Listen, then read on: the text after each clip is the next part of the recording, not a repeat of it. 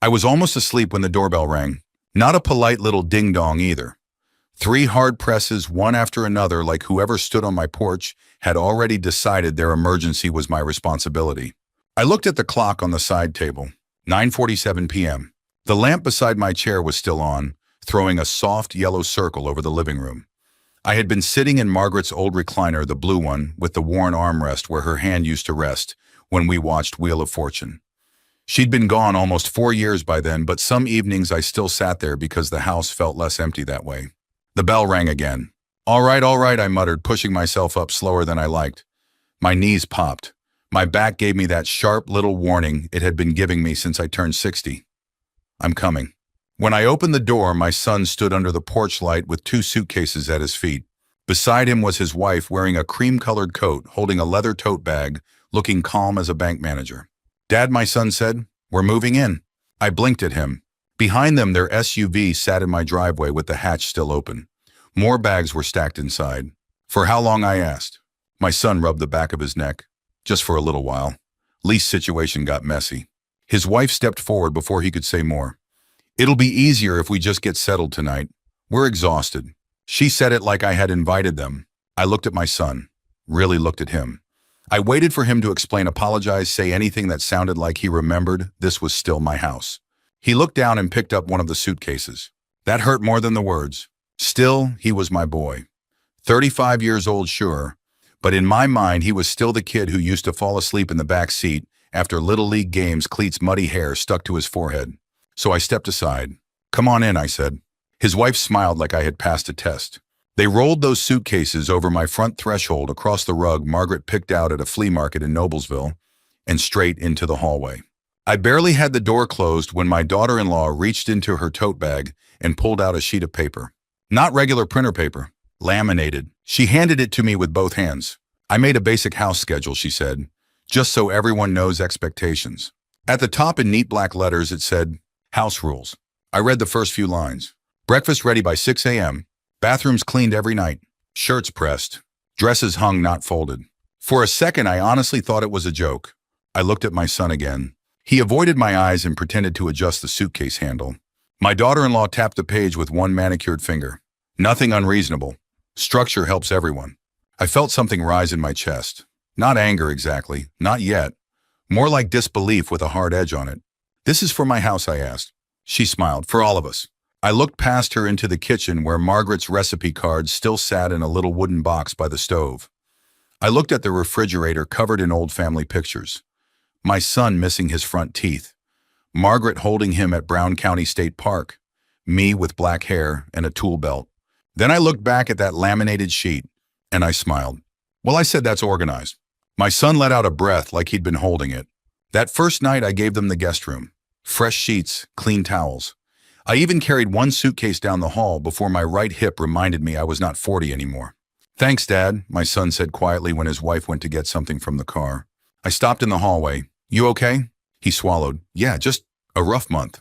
I wanted to ask him what kind of rough month ended with his wife handing me a chore list in my own living room. But he looked tired and ashamed, and I was tired too. So I said get some sleep. The next morning I found my coffee mugs moved to a different cabinet.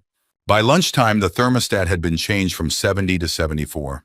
By dinner, my Wi-Fi password was too hard to remember, so my daughter-in-law reset it. On the second day, I came back from Kroger and found Margaret's recliner halfway across the living room. My son had one hand on the back of it. His wife stood nearby, pointing toward the garage. What's going on, I asked. She turned with that bright smile. We're just opening the space. This chair is a little dated. I set the grocery bag on the counter. That was your mother's chair, I said to my son. He froze. For half a second, I saw the boy in him again. The one who cried into my shirt at Margaret's funeral. Then his wife said, we're not throwing it away, just storing it. My son looked at me, then looked away. They moved it into the garage under an old tarp. That night, the laminated house rules sheet appeared on my refrigerator, stuck right over a picture of Margaret holding our son on his first Christmas. I stood there a long time. Then I moved the picture to the side so I could still see her face. At exactly 6 o'clock the next morning, I got up. Not quietly. I started the old vacuum cleaner Margaret bought sometime around 1988. That thing sounded like a lawnmower full of gravel. I ran it right outside the guest room door. Then I turned on the washing machine. Then the coffee grinder. Then my little kitchen radio tuned to classic country out of Indianapolis. Willie Nelson filled the hallway while the vacuum roared under my hand. The guest room door flew open. My daughter-in-law stood there with her hair messy and her eyes narrowed. "What are you doing?" I turned off the vacuum. "Oh," I said, "morning. It is 6 o'clock." "I know." My son appeared behind her, rubbing his face. "Dad, come on." I leaned on the vacuum handle. I figured if we're all making rules now, I'd start with mine. Neither of them spoke. The coffee maker hissed behind me. For the first time since they arrived, my daughter-in-law didn't have a ready answer. I smiled, not because it was funny, because if I didn't smile, I might have said something I couldn't take back. That evening, after they went to their room, I stood in the kitchen rinsing my coffee cup. The house had gone quiet except for the hum of the refrigerator. Then I heard her voice from down the hall, low but clear enough. "This place needs to stop feeling like your dad's house." I held the cup under the faucet until the water ran over my fingers. My son said something I couldn't catch. Then she answered, "No, I'm serious. If we're going to stay, things have to change." I turned off the faucet. For the first time, I understood something. They hadn't come to stay with me. They had come to take over. By the second week, I had started learning a strange thing about losing control of your own home. It doesn't happen all at once. Nobody walks in with a flag and plants it in your carpet. They move one mug, one chair, one photograph, one habit, and if you don't object fast enough, they take your silence as permission. My son Daniel started parking in my spot in the garage. He didn't ask. He just came home one evening from his sales job over in Fishers and pulled his silver SUV into the left side where I'd parked my pickup for 27 years. When I opened the door from the kitchen, he was already stepping out, briefcase in hand. "Oh," he said, seeing me standing there. "I figured it'd be easier. Kelly has the driveway, and you don't go out much at night." I looked past him at my truck sitting outside under a cold March drizzle. "Is that right?" I said. He shifted his briefcase from one hand to the other. "I mean, just while we're here." Just while we're here. That became the magic phrase. Kelly used it for everything. She moved my cereal to a lower cabinet because, as she put it, "This pantry needs flow." She replaced my old bath mat because it looked tired. She put my recliner, Margaret's recliner, really farther back into the garage and stacked 2 plastic bins in front of it, like if she buried it deep enough, it would stop mattering. One Saturday morning, I came in from trimming the hedges and found a white sectional sofa where the recliner used to sit. It still had the delivery tags hanging off one side. Kelly stood in the living room with her phone out taking pictures. "Doesn't this open everything up?" she asked. I wiped my hands on an old rag. Where'd it come from? "Wayfair, good sale." Daniel stood by the window pretending to study the receipt. I looked at him. "You two buying furniture for a place you're only staying in for a little while?" Kelly laughed lightly. "It's still useful, Dennis. We can take it with us later." She always called me Dennis. Never Dad, never Mr. Bennett. Just Dennis, like I was a co-worker she was trying to manage without offending. I walked into the garage later that afternoon. Margaret's chair was there under the tarp, one wooden leg showing. I pulled the tarp back and stood looking at it. The fabric was faded on the arms. There was a little coffee stain on the left cushion from when Margaret laughed too hard at something on TV and spilled half her mug. I never cleaned it all the way out. Didn't want to. I lowered myself onto an old paint bucket beside it and sat there until the light changed. That was where my neighbor found me. Harold Wilkes had lived next door for 22 years. Retired Hamilton County Sheriff's deputy. Tall, narrow man with a gray mustache and a way of noticing things you didn't want noticed.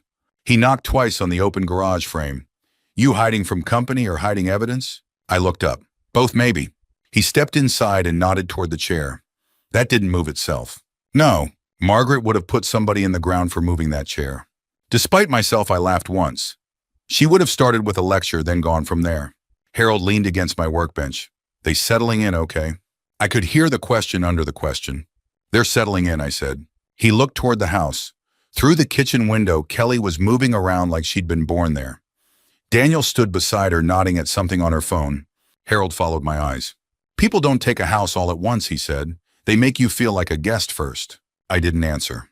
Because he was right. A few days later, Kelly invited another couple over for dinner. She told me at 4 in the afternoon while I was checking the mail. "Just so you know," she said, "some friends from my office are coming by around 7. Nothing fancy." I looked down at the electric bill in my hand. That would have been good to know earlier. "Oh, it's casual. Don't worry. Don't worry." I made myself scarce mostly because I didn't feel like sitting through small talk in my own living room while Kelly performed her version of family life. Around 8, I came in through the back door with a bag of trash from the garage. I had on my old Carhartt jacket and work gloves. A man I didn't know stood near the kitchen island holding a glass of wine. He glanced at me and said, "Hey, are you the handyman?" The room went still for half a breath. Kelly's smile twitched. Daniel looked at me. I waited. It would have taken him 3 seconds. "That's my dad. That's his house." But he just stared at the floor. Kelly gave a small laugh and said, "Oh, that's Dennis. That's Dennis. Not my father-in-law, not Daniel's dad. Just Dennis." The man flushed. "Sorry, I didn't realize." "No harm," I said. But there was harm. It just didn't make noise. I went upstairs, sat on the edge of my bed, and looked at Margaret's picture on the dresser. She was standing in front of Lake Michigan, hair blown sideways, laughing at me because I never could take a straight photograph. "I don't know what happened to him," I said quietly. Of course, the picture didn't answer. The real answer came 3 nights later. I had gotten up around 11:30 because old men and full glasses of iced tea after dinner are a bad combination. On my way back from the bathroom, I saw light under Daniel and Kelly's door. Their voices were low. I wasn't trying to listen. At least that's what I told myself. Then I heard Kelly say, "We can't keep pretending this is temporary." Daniel said, "I know. We need him to sign before he changes his mind." My hand tightened on the hallway rail. Daniel's voice dropped. "I don't want to put Dad somewhere." A pause. Then Kelly said, "Not a nursing home. Don't make it sound ugly. Just somewhere smaller. He doesn't need all this space." All this space. The house Margaret and I had paid off 1 overtime shift at a time. The house where Daniel took his first steps. The house where I held my wife's hand during the last winter of her life. I stood there in the dark hallway, barefoot on the carpet, feeling older than I had felt in years. Daniel said he's not going to like it. Kelly answered he'll adjust. He always does. I went back to my bedroom and did not sleep. At 6:15 the next morning, I sat at the kitchen table with my first cup of coffee, staring at the laminated rules still stuck to the refrigerator. Margaret's Christmas picture had been pushed to the side again. My hands shook a little when I picked up my phone. Not from fear, from making a decision I had been avoiding for too long. I scrolled to a number I hadn't called in almost a year. Bennett and Lowe Estate Planning, the receptionist said, "This is Dennis Bennett. I need to speak with Elaine Porter." A few minutes later, Elaine came on the line. Her voice was calm and familiar. "Dennis," she said, "is everything all right?" I looked toward the hallway where my son and his wife were still sleeping. "No," I said, "but I'm done pretending it is." There was a pause. "Is this about the trust we made after Margaret passed?" I closed my eyes. "Yes," I said, "I think it's time." I expected Elaine Porter to tell me I was overreacting. Instead, she said, "Come by my office this afternoon. Bring whatever you think matters, even if it feels small." That sentence stayed with me all morning. Even if it feels small. Funny how the little things are usually the first signs that something bigger is wrong. By the time I drove to her office on Main Street in Carmel, I had a grocery bag sitting on the passenger seat. Inside it were things I never imagined carrying into an attorney's office. The laminated house rules. Pictures I had taken with my phone. Copies of text messages Daniel had accidentally sent to our family group before deleting them. A receipt for the sectional sofa that had been delivered to my address. And one old photograph of Margaret sitting in her blue recliner, smiling with a cup of coffee in her hand. Elaine looked through everything without interrupting. Finally, she folded her hands. "You're fortunate," she said. 4 years ago, after Margaret passed, you agreed to create an irrevocable trust instead of waiting. I remember. At the time, you told me you didn't want your son burdened with probate." I nodded. "That hasn't changed." "No. What has changed," she continued, "is that you now need stronger protections while you're still alive." I leaned back in my chair. "I don't want revenge, Elaine." "I know. I just want my house to feel like mine again." She smiled sadly. "That's a very different thing." She explained the paperwork in plain English. The trust already owned the house. I still had the absolute right to live there for the rest of my life. Nobody could force a sale. Nobody could pressure me into signing ownership away. But we could strengthen language regarding coercion, unauthorized occupancy, and attempts to manipulate estate decisions. "Will this hurt Daniel forever?" I asked. Elaine didn't answer immediately. "No," she finally said, "but refusing to set boundaries might." Driving home, I stopped at a red light and realized something that surprised me. I wasn't angry anymore. I was tired. Tired of walking around my own kitchen like I needed permission. Tired of pretending every insult was an accident. Most of all, tired of hoping Daniel would suddenly become the son I remembered. When I pulled into the driveway, another delivery truck was parked outside. 2 men were unloading boxes labeled Home Office Collection. I carried my grocery bag inside. Kelly met me in the hallway. "Oh, perfect," she said. "Could you sign for these?" "What are they?" "Desk furniture." "For where?" She smiled. The den. Our den, she laughed. You're funny, I signed. Not because I approved, because I wanted the receipt. That evening, Harold wandered over carrying 2 bottles of root beer. He refused to drink alcohol after retiring from the sheriff's department. Thought I'd rescue you, he said. We sat on the back patio while the sun settled behind the maple trees. Neither of us spoke for a while. Finally, he asked how bad. I handed him 1 bottle. They're measuring rooms. He nodded. They're buying furniture. He nodded again.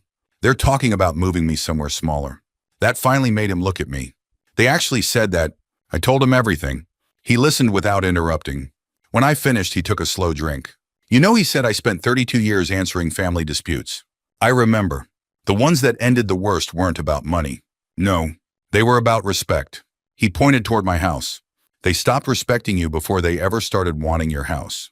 That sentence hit harder than anything else. Aimed. Over the next couple of weeks, something changed inside me. Not outside. Outside, I became easier than ever. Kelly asked if I could make breakfast. Sure. She wanted shirts picked up from the cleaners. No problem. Daniel asked if I could wait for the cable technician. Happy to. The more agreeable I became, the more careless they became. Kelly stopped lowering her voice during phone calls. Daniel stopped looking guilty. Boxes kept arriving. Paint samples appeared on the dining room table. One evening, I walked into the kitchen and found blueprints spread across the counter. Kelly looked up. Oh, don't worry. Just brainstorming. For what? She pointed. The wall between the den and living room. You're taking down a wall. If we stay long-term. She caught herself too late. Daniel looked at her. She forced a smile. I mean, if. I simply nodded. Inside, another piece clicked into place. And every few days I'd meet Elaine. Sometimes only 15 minutes. Sometimes an hour. She never encouraged me to humiliate my son. Quite the opposite. Stay calm, she'd say. Let the facts do the work. So that's what I did. Every text, every receipt, every picture. Nothing dramatic. Just facts. One afternoon she asked, do you have photographs showing what the house looked like before they moved in? I smiled for the first time in days. About 20 years worth. The hardest evening came late in April. Rain tapped softly against the garage roof.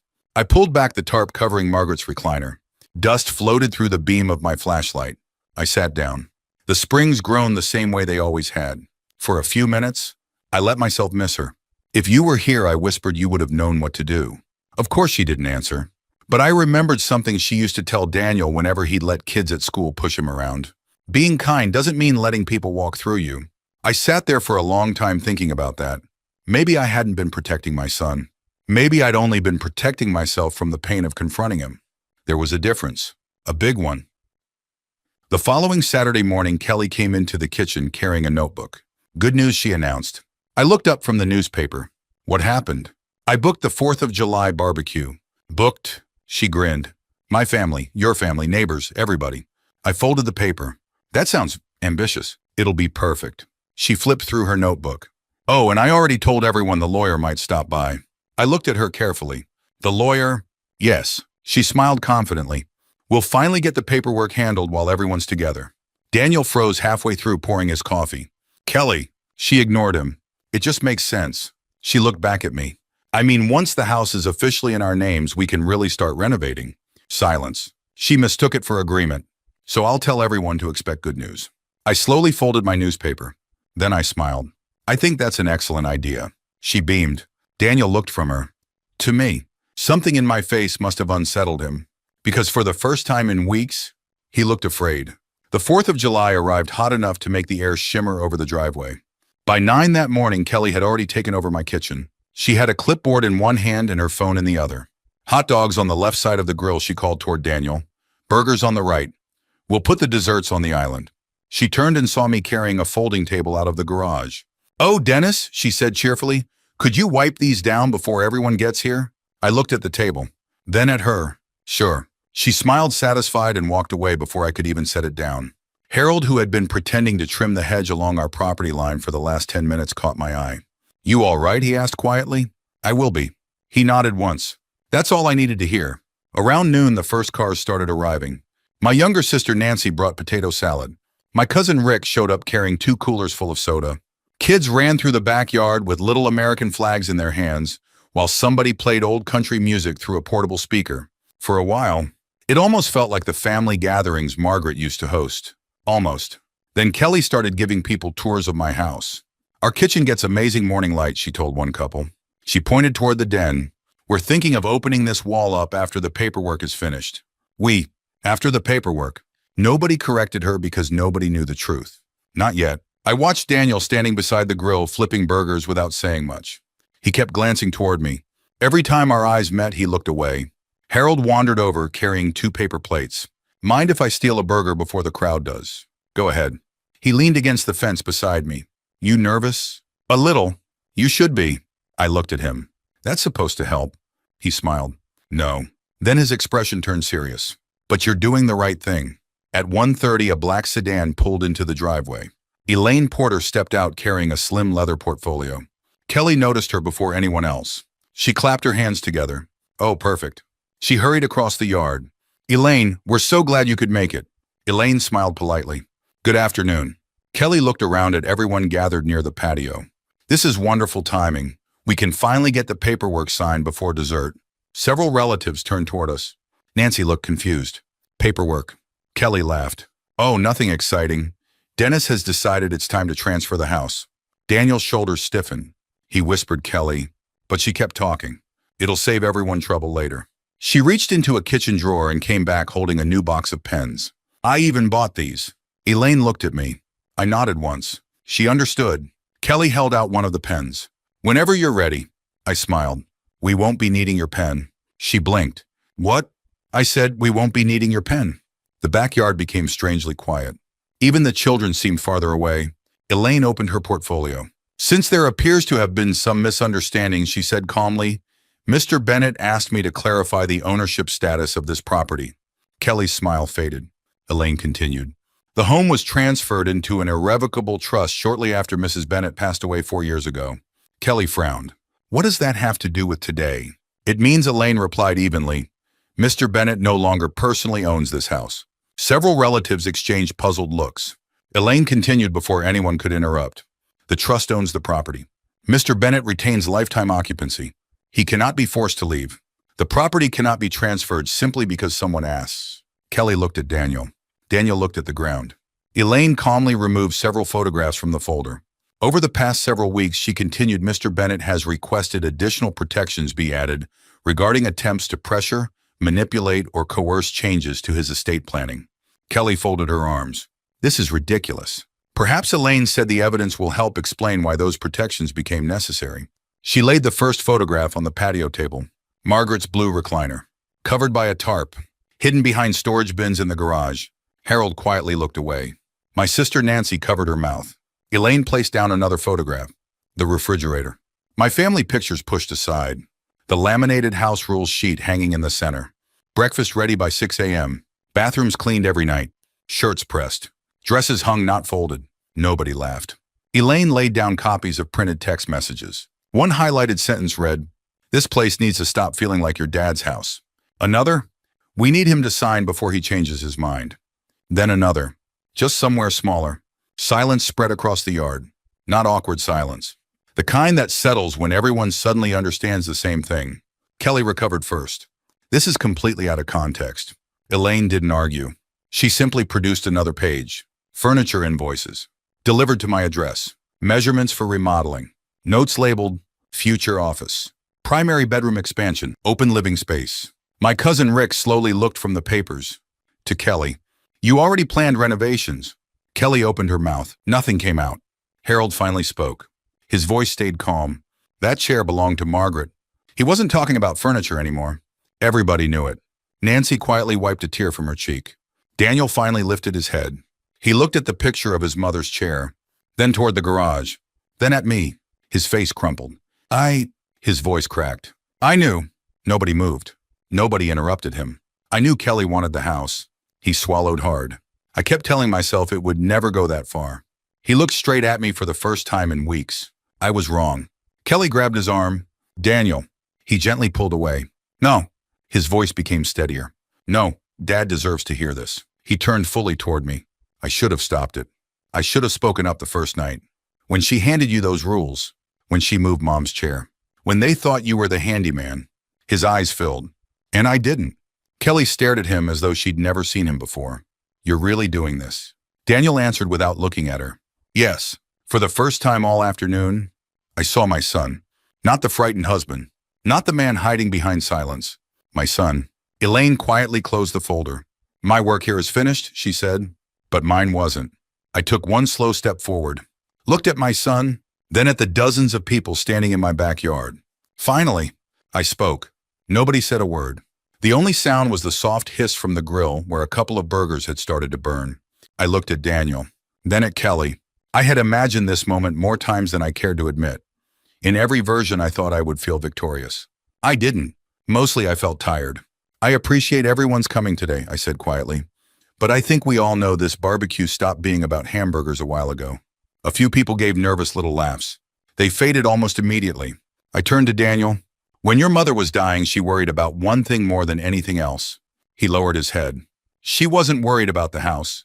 She wasn't worried about money. She was worried that you'd forget what kind of man she raised. His shoulders began to shake. I'm sorry, Dad. I know you are. I walked over to the patio table where Elaine's folder still lay open. I picked up the laminated house rules sheet. The edges were still stiff and smooth. I held it up. Do you know what bothered me the most about this? Kelly folded her arms but stayed silent. It wasn't the breakfast. It wasn't the bathrooms. It wasn't even the shirts. I looked directly at Daniel. It was that my own son stood there while someone handed his father instructions on how to live inside the home his mother and I spent 34 years paying for. Daniel covered his face with one hand. I know. No, I said gently. I don't think you do. I laid the laminated sheet back on the table. When people ask how families fall apart, they usually imagine one terrible day. I slowly shook my head. It almost never happens that way. It happens one quiet compromise at a time. One apology you never make. One disrespect you never challenge. One silence after another. Harold looked down at his boots. Nancy quietly nodded. Even Kelly seemed unable to meet anyone's eyes now. After a long silence, she finally spoke. I never wanted to hurt you. Her voice sounded smaller than I had ever heard it. I honestly thought... She stopped. What? I asked. I thought families were supposed to help each other. They are. I thought, she continued, if we were going to inherit the house someday anyway, then making it work for us now made sense. I nodded slowly. There it is. Nobody interrupted. You weren't waiting for an inheritance. You were living inside one. She opened her mouth again, then closed it. There was nothing left to defend. Daniel stepped closer. I've got credit card debt. The words came out in a rush. I never told you because I was embarrassed. He looked around at the family. I kept believing one more promotion would fix everything. It didn't. Then Kelly lost 2 clients. We started borrowing, then borrowing more. I convinced myself moving here would only be temporary. His voice broke. But every time I should have told her no, I said nothing. He looked at me. I failed you. I took a deep breath. I know life can corner people. I've been broke. I've worked double shifts. I've skipped vacations. I've eaten peanut butter sandwiches for a week because your mother and I needed to pay the mortgage. A few relatives smiled sadly. We did what we had to do, but we never solved our problems by taking away someone else's peace. Daniel nodded through tears. No, you didn't. I reached into the garage. Earlier that morning, I had placed something beside the door, a faded red metal toolbox, the same one I carried for nearly 30 years as a union electrician. The handle was worn smooth. The corners were scratched. Inside were my old lineman's pliers, wire strippers, screwdrivers, and the tape measure Margaret bought me for our 20th anniversary because she said I was always borrowing everyone else's. I carried it over and handed it to Daniel. He stared at it. Dad, take it. He accepted it carefully. I don't understand. I know. I rested my hand on the lid. This toolbox built everything that mattered in my life. My career. This house. The life your mother and I shared. I looked him straight in the eyes. I'm not giving you a house. I'm giving you a chance. When you build something with your own hands again, come have dinner with me. Daniel began crying openly. Not loud, not dramatic, just the kind of crying a grown man does when he finally stops pretending. Kelly looked at him, then at me. Finally, she whispered, I don't deserve your kindness. I answered honestly. No, you don't. Another long silence settled over the backyard. Then I continued. But kindness isn't the same thing as surrender. Elaine quietly smiled. Harold tipped his cap. I looked at both of them. Then back at Daniel and Kelly. You have 7 days. Daniel nodded immediately. We'll go. I'll help with the security deposit on a small apartment. Kelly looked surprised. Why would you do that? Because I want you to leave. Not fail. She closed her eyes. For the first time since I'd met her, she looked genuinely ashamed. The moving truck came the following Saturday. Daniel carried more boxes than anyone else. Kelly barely spoke. Before leaving, Daniel walked into the garage. A few minutes later, he came back carrying Margaret's recliner. Without saying a word, he placed it exactly where it had always been, next to the front window, where the afternoon sunlight reached it around 4 o'clock. He stood there looking at it. I'm sorry. I know. He nodded once. Then he left. 3 months passed. One Sunday afternoon, there was another knock at my door. This time it was only Daniel. He held a small toolbox in one hand. Mine. Cleaned. Organized. He smiled nervously. I fixed the loose porch light. I noticed, and he hesitated. I was wondering if you wanted company for dinner. I looked at him for a long moment, then stepped aside. I've got enough meatloaf for 2. He laughed softly. Mom would have approved. She probably would have told us both we were being stubborn. He smiled. Definitely. We ate dinner at the old oak table. Not much conversation. We didn't need much. Some things heal quietly. About 6 months later, I received a handwritten letter from Kelly. There were no excuses. No blame. Just an apology. She admitted she had confused planning for control, efficiency for respect, helping for entitlement. I didn't rush to answer. Eventually, I wrote back. I accepted her apology. Trust takes much longer than forgiveness. That never changed. Neither did the trust. The legal documents stayed exactly as they were. Boundaries remained. So did love. These days, Margaret's recliner is back beside the living room window. The family photographs are back where they belong. And every now and then, Daniel comes over on a Saturday afternoon. Sometimes we fix little things around the house. Sometimes we don't. Sometimes we just sit with coffee and watch the neighborhood go by. Growing older doesn't mean giving away your voice. It doesn't mean surrendering your dignity to keep the peace. Sometimes the kindest thing you can do for your family is teach them where the boundary is and stand by it. If you've ever had to choose between keeping the peace and protecting your self-respect, you're not alone. I'd be honored to hear what you learned from it. Thanks for spending this time with me, and take good care of yourself.